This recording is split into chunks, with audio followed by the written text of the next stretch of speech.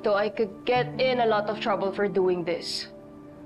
Violation nito ng client-lawyer privilege. Pero since pamilya pa rin ang turing ko po sa inyo, gusto ko kayo inform na nag-file na si Ikit ng preliminary injunction. So this is the perfect time na advise nyo yung lawyer nyo na mag-isip na ng counter-action. Well, Pia, if you were really on our side, why did you agree to become Ikit's lawyer in the first place?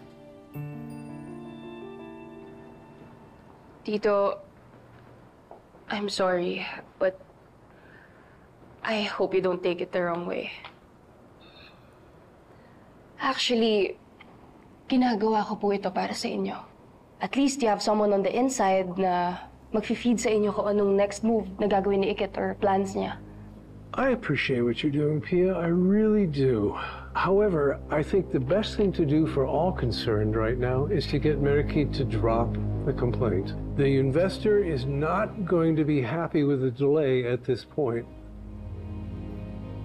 Huwag ka mag-alala, Tito. Naghahanap lang naman ako ng right timing to do that.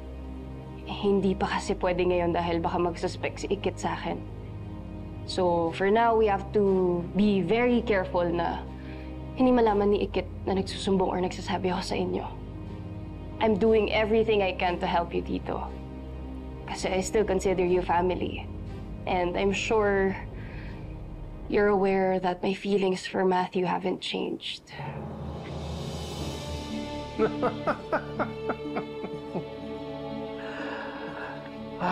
If you help me win this case, I will help you. I will tell Matthew to go back with you. Promise. You can count on me, Tito. Good. Hindi ko hahayaan na makuha ni Ikit yung gusto niya.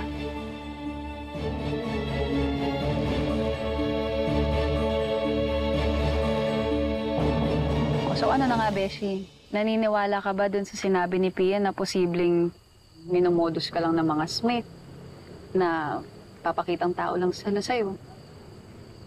Alam mo, Jemalu, nauga ako ng malala dun sa sinabi ni Pia. Na parang kino-question ko nga yung kabaitan sa akin ng mga Smith. Tapos bigla na lang bumalik yung alaala ko dun sa may Japan.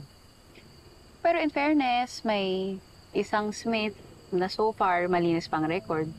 Ha? Di mo matandaan. Ano ka ba? Ilang beses ka na nga niligtas nun, di ba? Si Drew! In fairness naman kay Kuya, lagi siya nandyan para sa akin. Oh, bakit? Pagkatapos naman ng Japan bumawi si Matthew sa akin at saka si Miss May. Oh, hoy, grabe yung bait nila sa akin. Malamang, may kailangan sila sa'yo dahil may atraso sila eh. Yun yung pinagdadasal ko palagi. Na sana, Lord, lahat po ng pinapakitang kabutihan at pagmamalasakit sa akin, sana totoo. Sana totoo. Kasi kung hindi, para na naman ako na-scam. Ay, wag naman sana. Baka makoronahan ka ng budol queen yan. Pero, hindi ikaw yan ang bubudol. Ikaw ang binubudol. Gusto mo yun? Ayoko na, Lord. Pero ito, sa lahat ng Smith, kay Miss May ako. Totoo lang. Kaya grabe yung pag-aalala ko talaga sa kanya. Kasi nakakapagtaka, ha? Walang paramdam. Walang tawag. Kahit message, wala. Ay, hindi ko alam kung kamusta na ba siya eh.